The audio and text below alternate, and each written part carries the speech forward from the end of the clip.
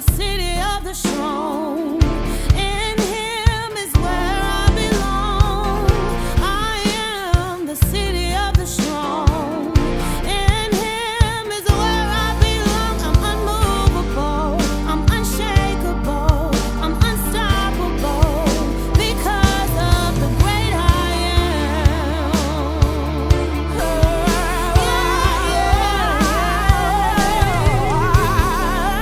I am the city of the strong.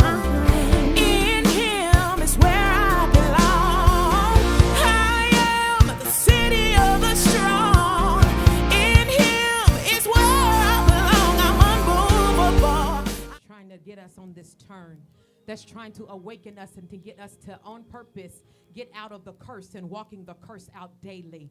Trying to break us free from depression and oppression. And yet, I don't know if we realize the severity of the state that we've been in, because we've been in it for so long, and you've been subservient for so long, thinking that you were honoring husband and man, and in reality, you were under the curse of the enemy. You were under the curse of the law. You were under the curse that was old, and so you didn't bring yourself in full fruition. You hid who you were. I know I did. You made sure that you dimmed yourself. It was too great. I was a little bit too powerful. They wanted me to shut my mouth. I had too much. I was way too strong. And so what I did is I contained myself. I contained my power. I contained my authority. And yet that was everything that God had already made you to be. And so you should be rising up and thanking God that we have a bishop who's stripping off the old things and making the new things begin to come forward. She's saying, lift up your head, O ye gates, and be ye lifted up, ye everlasting doors. For the King of glory shall come in. He's on the inside of you. No more sleeping, no more slumber. You are more than enough, because God called you that. And so they've already given you precursors of some things. And I had to come on the butt end trying to hold it all together. But I'm thanking God, because I don't know about you, but it broke me out of some stuff. It did break me out of depression. It did break me out of oppression. It did break me out of lack. And it did break me out of a poverty mentality. It broke me because I realized something, that before you ever told me to wash your dish, God said rule. I realized that before man tried to make me clean clothes, God said rule. I noticed that before I was trying to be cute, he said rule.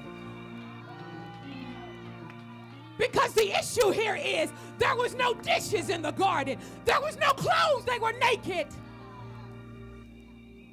So you couldn't be just left to that. It didn't make any sense. He first described you with man. And he said, male and female, may they rule, subdue, and take the earth. There was no dishes. The only thing she was pregnant with was purpose. The only she was pregnant with was authority. The only thing I was pregnant with was the description to rule and rule well. Woo! And so right while I'm talking, I pray that God begin to just strip. Woo! I've lived under this curse, and yet that wasn't the only thing I would. So then there's some things I want you to know. This tripped me out, Bishop.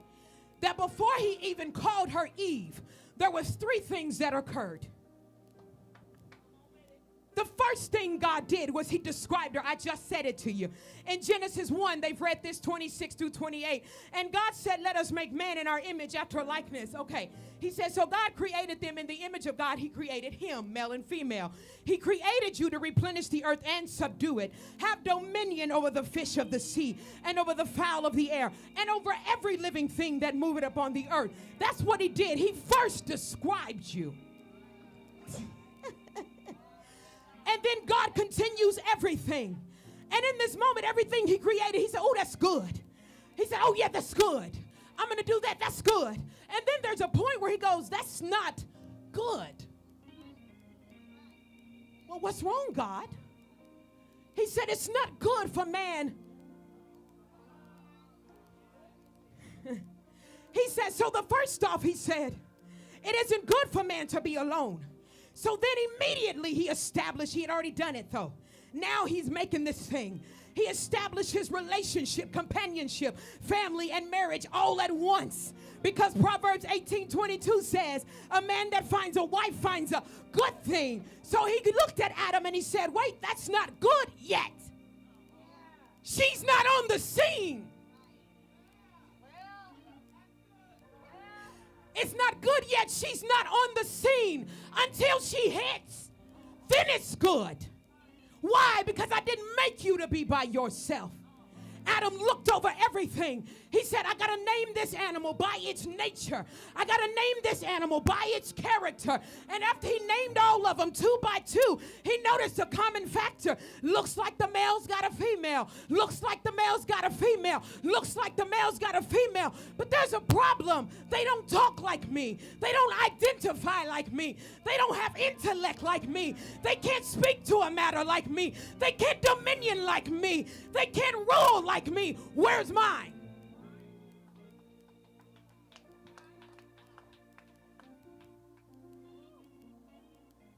So God said, give him a helpmeet.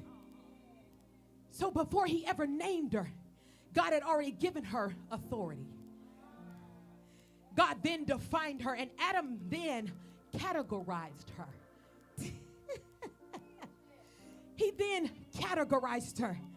Once Jesus put him to sleep, took the bone, made her. He couldn't even call her Eve yet. He said, whoa.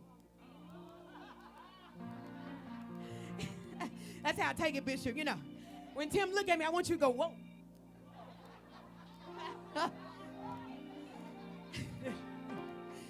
But I want to back up for a second.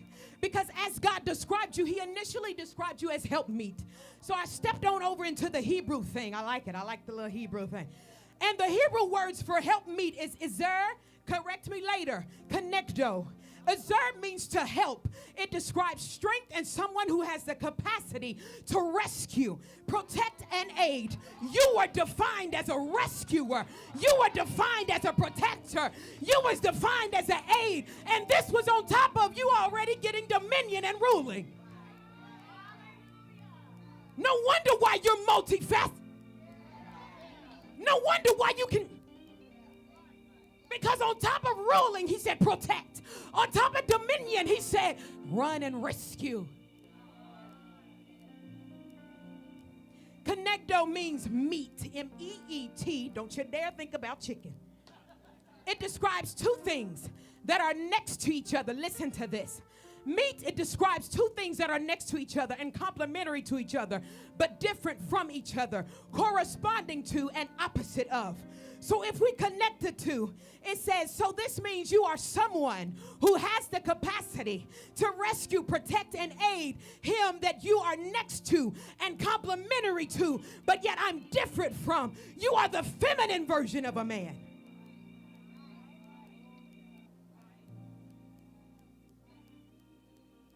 So then Adam, Bishop, he categorized her by saying, woman. The reason why this is important, the reason why the bone and flesh of my flesh is because in Hebrew, to categorize a woman means Isha, the feminine version of a man. Adam was stuck at woe, but he called her according to the relationship of himself.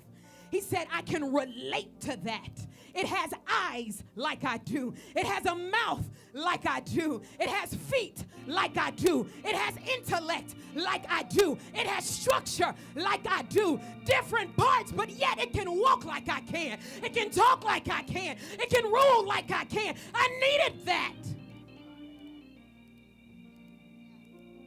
So he categorized her. So fourthly, listen, Adam finally gets her after the fall. Listen to this. Now listen, did I skip?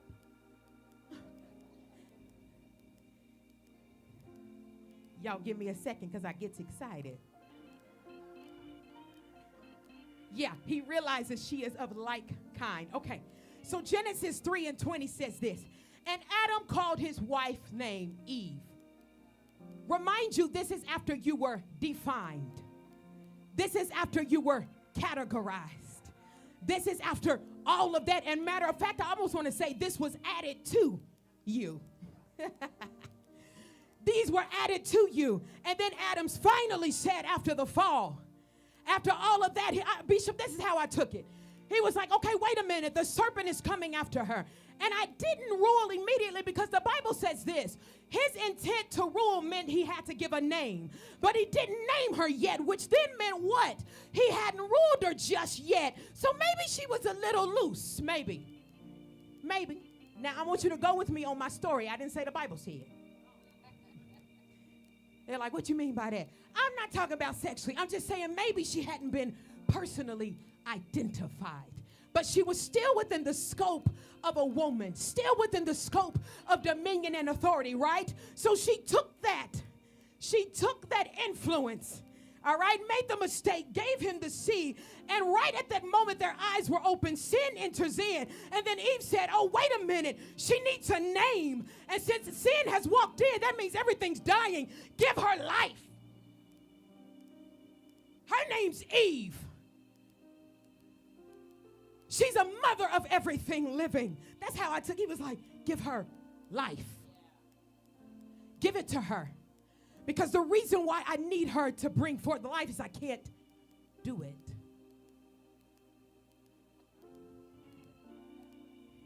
So then he personally identifies her by name. Eve.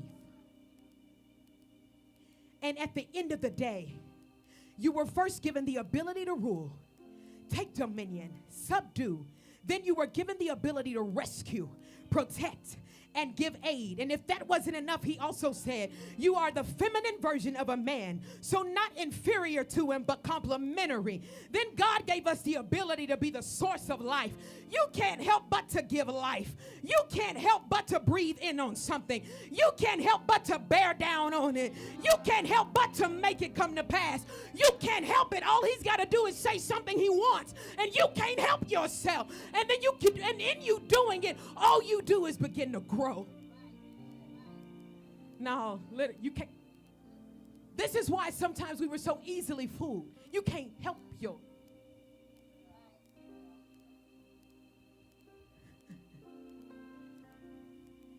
He said, but where your husband is weak, you're strong. Where he's lax, you have the ability to rescue. When he starts heading down the wrong track, you are able to correct him and give him wise counsel. God is a God of order so that he might be the head, but you, woman, are the body. And Paul says it like this. Listen to this, y'all. 1 Corinthians 11:8-12 says this. For man was not created from woman, but woman from man. And by the same token, the man was not be created because the woman needed him. The woman was created because the man needed her. And for this reason, she should have authority over the head because of the angels. So then I have to insist that in the Lord, neither is woman inferior to the man, nor is man inferior to woman. For just as a woman was taken from the side of the man, in the same way man is taken from the womb of a woman. God, as the source of all things, designed it this way. And so all throughout the scripture, God was redeeming. We took and yes, it was a curse, but yet you needed some help, right? Then that's when we fell into rule over. But listen to this. He said rule over her, the husband would, but he never took away identity. Rule over her, he never said diminish yourself. Rule over her, he never said be a prostitute and just be a hoe. He never said that. He never said you were just a sexual object. He never said just make sure your butt look right and everything up here is perky. He never said that to you. The first thing he told you to do was take dominion. So when God redeemed us, he did it throughout the Bible. Only being viewed as a baby maker and a possession, God placed an Esther in the position to save her people. Only to never speak and say in time through violations and disrespect, consistent dishonor, and made to feel as if your words had no meaning. He raised up a Deborah. And when her husband was a coward, he told her to make the move. And she ended up protecting the land. He called her to rule. And because she was pure. The only one that wasn't dirty amongst the judges. So where then all of a sudden as he's redeeming, there was a woman named Hannah. She was bullied, compared, and unheard because she struggled to have kids. And her husband had the audacity to take another woman because he needed that baby. But because she went to God, she went to the temple and prayed. This is where we bear down on it, y'all. He said God redeems her with a baby, a prophet named Samuel. And it's because she prayed. Yes, these victories occurred at the greatest redemption. God did was to send his son for us, to die for us and bring us back to our original identity. And he cleaned the slate and brings us back to what he already stated. And this is what he stated in Galatians 3 and 28. We no longer see each other in our former state. There's no more Jew. There's no more non-Jew. There's no more just rich or poor, male or female, because we're all one through our union with Jesus Christ. And so the reason why God, I know for a fact he redeemed, and he said, help me. The state of the world is, help, you rise up. Help, you rise up. Help, you rise up. Help, you rise up. We need to be saved. Woman, rise up. We need to be delivered. Woman, rise up. We need to be set free. Woman, rise up. It was in your DNA. The reason why you can't give up, you're a bear down on her. The reason why you can't throw in the towel, you bear down on it. The reason why you can't let it go is because you are made to bear down on it. So the state of the world God redeemed. Because like our bishop's been saying, the reason why every single time God did something, he said, woman. And just like woman, like Eve gave Adam the seed, sin entered. God caused woman to see him first. She took it to man. He has risen.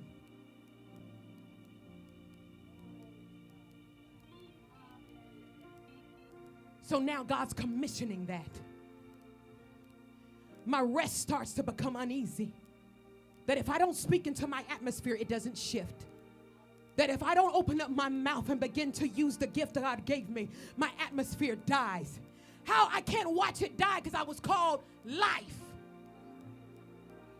And while I'm waiting for you to say something, it's my duty. It's my duty to speak those things that be not as though they are. And so I thank God that 20 minutes went by fast. I thank God, like I said, as I close and what our bishop said, he came that we might have life and have it more abundantly. So far the word of the Lord.